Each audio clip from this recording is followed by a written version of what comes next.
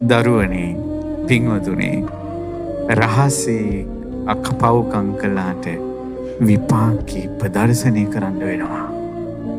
ඒක වහන්න බෑ. ඕන තරම් පව්කම් රහසේ කරන්න පුළුවන්. කවුරුවත් දන්නේ නැහැ. මැරෙනකල් දන්නේ නැහැ. අම්මා දන්නෙත් නැහැ, තාත්තා දන්නෙත් නැහැ, බිරිඳ දන්නෙත් නැහැ, ස්වාමියා දන්නෙත් නැහැ, දරුවෝ දන්නෙත් නැහැ. මැරෙන අවසාන පොදේ සමහරට තමන්ටත් මතක නැහැ.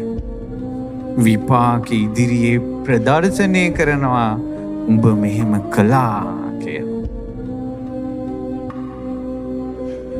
ඊට පස්සේ මොකද වෙන්නේ? කන් ඇහේ නැති කර්මයක් එයා කළා තියෙනවා නම් බීරෙක් විදිහට උපදිනවා. අම්මට තාත්තට අතපය දික් කරලා අනිත් අයට වකුටු අතපය වකුටු කරලා විකාර කරලා ඒ කර්ම කළා තිබ්බොත් අතපය වකුටු වෙලාම උපදිනවා. නුඹ මේ කර්මය කළා ප්‍රදර්ශනය කරනවා.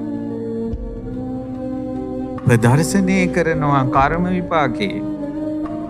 කර්මය කරනකොට හැංගිලා කරනවා. හැංගෙන්න පුළුවන් කර්මය විපාකේ ප්‍රදර්ශනය කරන්න වෙනවා. අපි සියලු දෙනා කර්ම විපාක ප්‍රදර්ශනය කර කර ඉන්නේ දැන්.